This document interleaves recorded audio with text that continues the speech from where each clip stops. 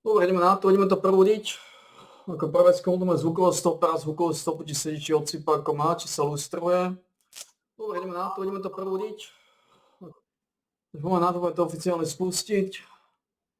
Tak začíname 864. Tak začíname 864. relaxačný tréningový deň. Začíname 864. relaxačný tréningový deň. Je 1.4.2026, streda, tady sú klikožrutí 100, 90, 80, 70 a 60 kliksterov. Začíname 19.50, všetci máme rovnaký čas, takže je to ono. 19.50, prvá séria, 100 klikožrutov, 100 kliksterov. Učíme tohto piču sa Youth Intake. And a football manager, this is like Christmas morning. There is nothing better than Youth Intake Day. But while you're hurrying up to sign your new players and check out your new toys, have you ever wondered what goes into Youth Intake? And have you ever wondered what's up with this Youth Intake preview thing and what separates a good preview from a bad one?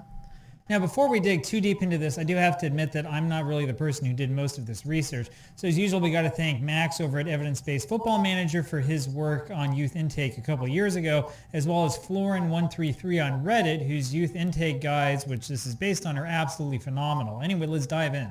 Okay, so first things first, there are 5 factors that tell you whether youth intake will be good or not, and we'll go into each of these. The first one is club reputation, which is a number that ranges from 0 to 10,000. There are numerous ways to build your club's reputation, but the best is to win matches.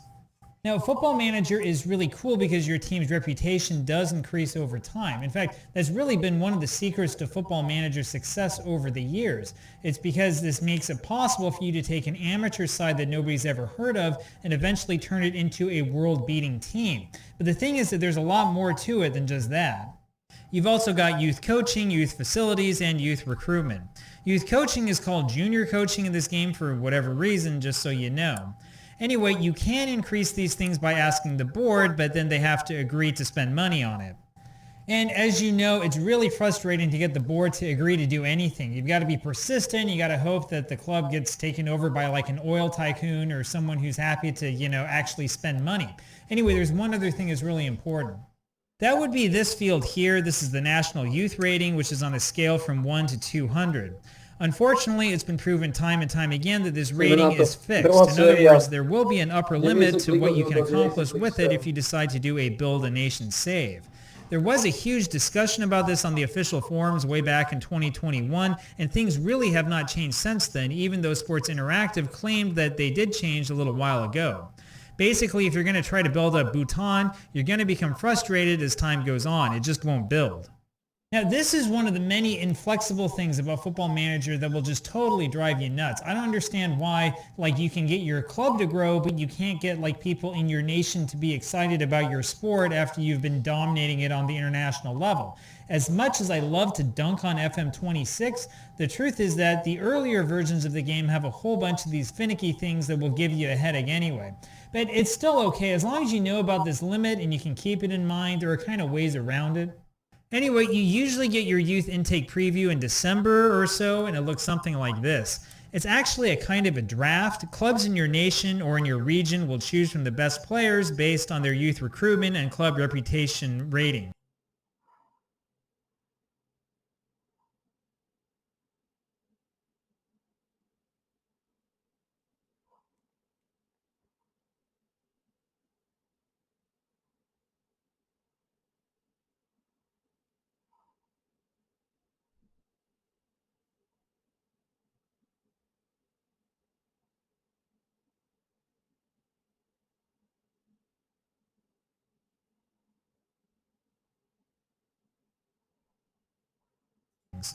The names, the positions, and the nationalities of the new players are generated then, but not the actual stats.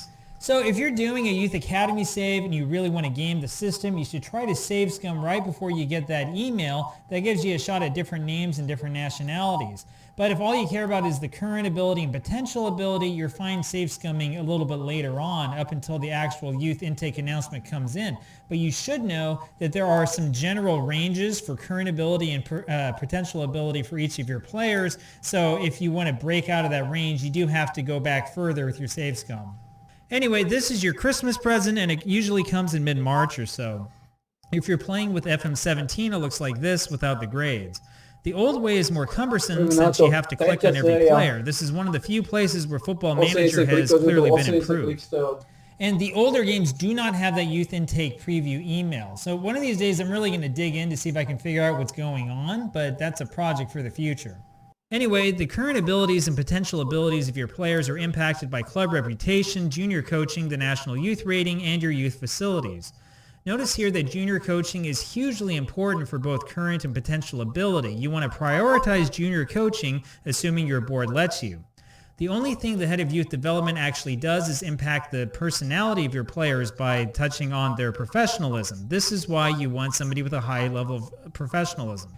Anyway, like the head of youth development doesn't really have to be a model citizen. You have to remember, you're not going after personality, you're going after the professionalism level. The players who have high professionalism tend to develop faster and are more likely to hit their potential ability than players who have low levels of professionalism. Harvest Green 22 has shown that high levels of professionalism cause player attributes to grow a lot faster. He also discovered that there is an upper limit to the growth of physical attributes for players between ages 15 and 18 unless you do the high intensity quickness training hack that I keep talking about. That's important because the physical attributes pace and acceleration are more strongly correlated with success than anything else, even including the tactic that you use. But you know, it's okay to get a head of youth development who has really bad numbers as long as he's got really good professionalism, right? He needs to be a model citizen or model professional or whatever. The truth is that those other attributes don't make a difference, like at all. I know everybody says it does. Everyone on YouTube says it does. You can find guides everywhere that tell you this. Sports Interactive says it makes a difference, but it doesn't. It's been tested. It doesn't. Anyway, there's one other difference to remember, and this is that you can get affiliate clubs, and this is the way you can kind of get around some of those limitations. So if you want, you can make an affiliate relationship with another club somewhere else in the world, provided that your reputation is high enough. Football Manager comes with a bunch of these preloaded, though the truth is that most of these are basically useless. The only relationship that matters is the one where you've got this language saying that your team might benefit from youth players coming up through the other team's system. Of course, this only really works if your affiliate club has a better national youth rating than your club. It means you can get some real golden wonder kids without doing anything. When you're looking at a club to target as an affiliate, you want everything to be good except the youth facilities, and I do not know why SI programmed it like this. Anyway, that's pretty much all that goes into the youth intake world. The biggest thing to remember, though, is that the rest and the intense quickness individual training glitch is the best way to unlock the potential of your youth players. I'll also touch on a couple of other things that Florin133 reported. So as I mentioned, professionalism is the factor that will help your player grow the most, though loaning them out can help a little bit. Playing in games will help your player grow, especially as they grow older. Players will grow when they play on your youth teams, especially if they're younger than 19. And really, you should be waiting until your players are 23 or so to loan them out if you want growth. I'm not sure what your experience has been in your saves, but I've noticed in mine that the young players I loan out don't really tend to grow much better than if they had just been hanging around at the club. Anyway, there are a couple of other things that Harvest Green 22 on FM Arena discovered a year and a half ago that might also be somewhat helpful to you.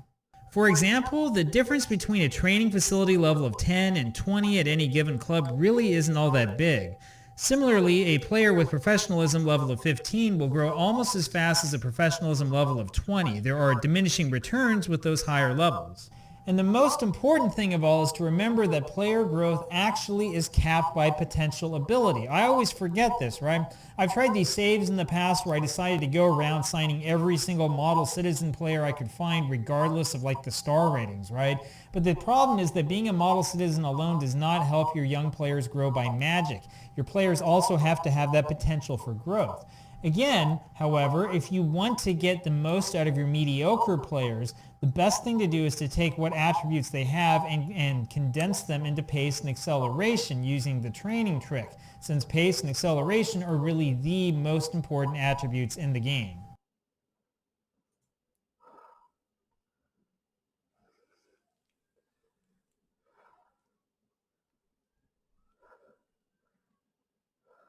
Ideme na to.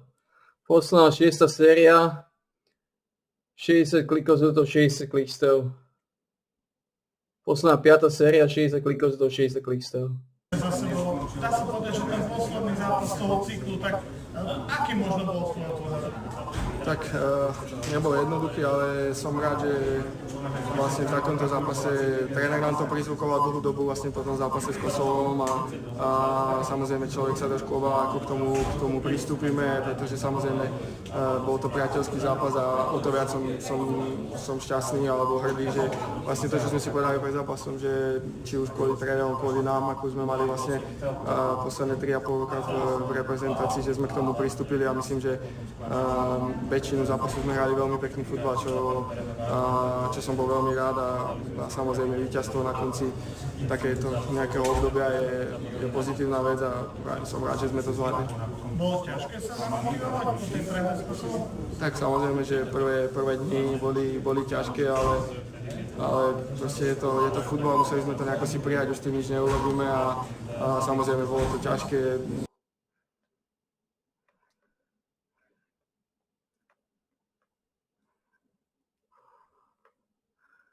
Ale je to za nami.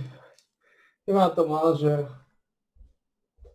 Ale tá behlá je závodci, v tom Litva nás čaká.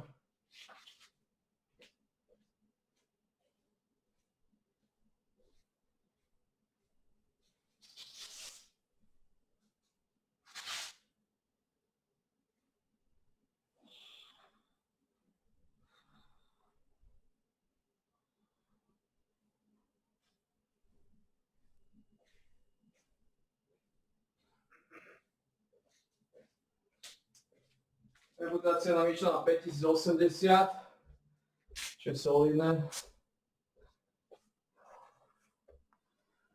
Ale už je to za nami. Zrekapitulujeme si to. 864. 864. relaxačný tréningový deň za nami. Bolo 1.4.2026, skončili sme 20.01. Segment trval 12 minút a 15 sekúnd.